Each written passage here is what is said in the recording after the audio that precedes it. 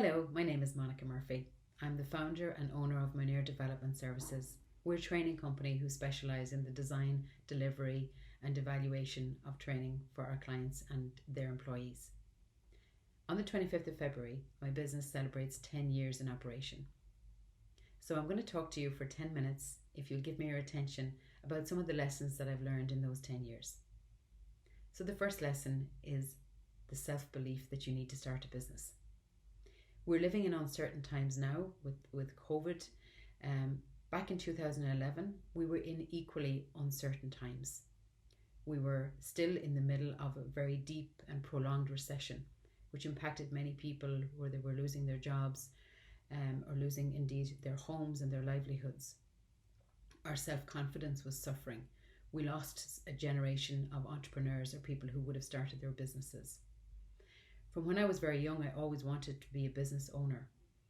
And I felt that around 2011 was the right time. I was 32 years of age, and I felt that my roles, various jobs that I'd had, while they were good and enjoyable, that I was lacking something, and that something that I wanted for myself was more time. So that, more so than money, was actually a deciding factor in starting my business.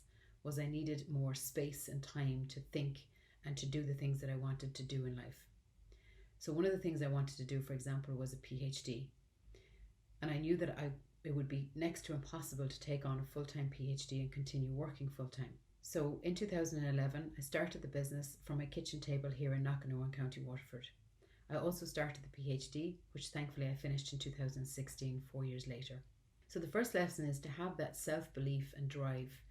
And I am fearful that these days in COVID, we are going to lose another generation of potential entrepreneurs and business owners because their confidence will suffer.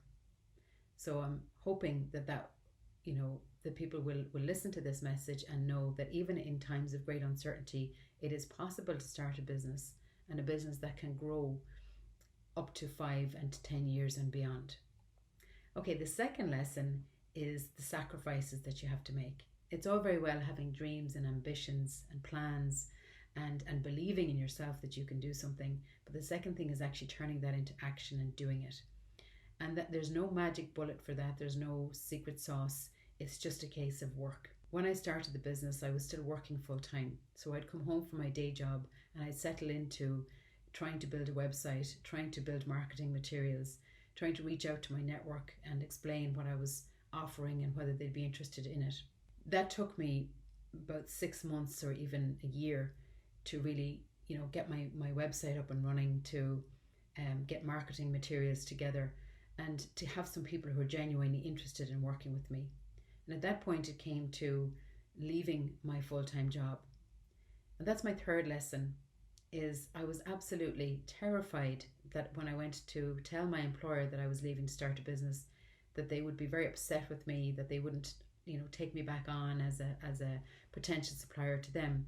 And in fact, the opposite happened. They asked me to stay on for 2 days a week to give me the opportunity to see how the business would grow and develop. So it was a perfect safety net for me as a first-time business owner. And that business was then called Southwestern in Clonakilty in West Cork. It's now, I think, called Capita Customer Solutions. But I'll be forever grateful to my boss and that organisation to give me the space to grow my business, or to at least start my business, and to still have the safety net of 2 days a week where I would be guaranteed some kind of income every month. So that's the third lesson I've learned, is that the things that you're worrying about are probably not going to be as bad as what you think at all. So just to take your courage in your hands and be as honest as you can with people, and you'll be surprised at how well it will turn out. Because I've been back into Southwestern multiple times, as of my team, delivering training for them since. So the next lesson, or the next thing I've learned, is about the importance of being able to pivot your business. In 2020, so in March 2020, we hit this terrifying event of COVID-19, where an awful lot of our work, which was face-to-face delivery of training, was cancelled.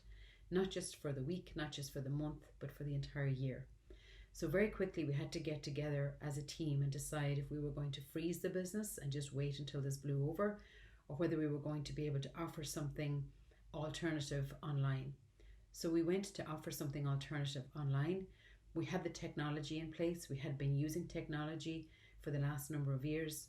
So we decided to offer some online training sessions to our clients, and it worked. It worked really well, to the point where we added 40 new clients to our list in 2020, in a year when a lot of businesses struggled to survive, even those who could operate online.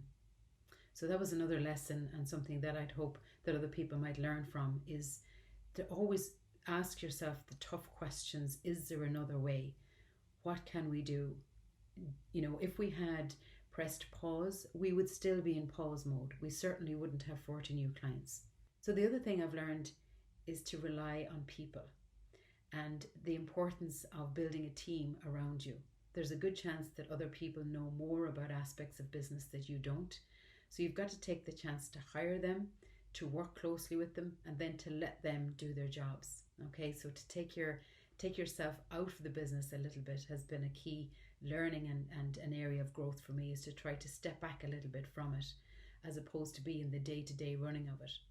And some of you will identify with that. Some of you who are sole traders or business owners, you're delighted to have the work in the business, but you're also exhausted from trying to keep everybody happy and do your VAT returns and try and look at new markets or new opportunities. So it's impossible for you to do it all.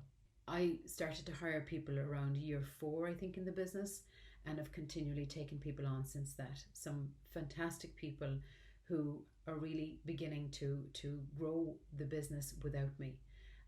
And I think, that was a key lesson, and an important lesson for me to learn, was that you can't do it all on your own. Certainly if you want any sort of a work-life balance, you've got to let other people in and let them help you, and to be able to ask for that help. So another thing that I've learned in business over the last 10 years is the importance of growth, and how, much like a garden, once you've put everything in place, you've got to step back then and see what happens. So it's impossible to grow while you're in that running mode.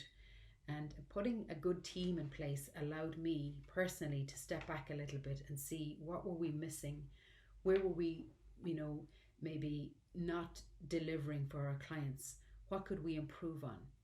And so the things that I've come up with is putting in a really good quality management system, putting in policies and procedures and checklists, and just, a manual of sorts of how we do things in this business, so that if I was taken out of the business through illness or injury, that it could survive without me, because there is these policies and procedures and processes in place that will allow people to come in and look at these things and say, okay, I know what steps to take next.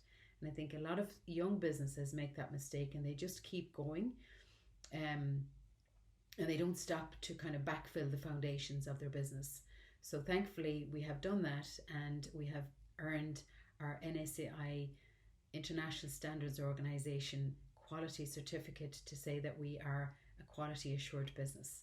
So that's another lesson for you to maybe take away, is the importance of checklists and procedures and processes. Even though they're not fun, they're there as a catch net, not necessarily how the business is run, but they're there when we have questions about what do we do in this instance. So you're not defaulting to one or a couple of people who are already overwhelmed. You're able to look at, okay, here's the blueprint, let's look at the blueprint. So those are a couple of the lessons that I've learned in my 10 years in business. I hope you found them useful. I've certainly enjoyed the first 10 years in business. I hope there'll be many more. It's been the best decision that I've made in my career so far. I haven't regretted a moment of it, and I hope that, as I say, we will continue to grow and learn into the future and have many more adventures along the way. I'd like to say thank you especially to my team, particularly Carmel Hale, who has been my right-hand woman for the last 5 years and continues to be, and also to Kerry Hancock, to Terry Kruschke, to Dee Elliott, and to John Burke and Ava Henley, and Kira Hearn, who remains my first employee, but my long-term chairperson of the company. Thank you all. It's been a pleasure to work with you for the last 10 years, and I hope we have many more to come.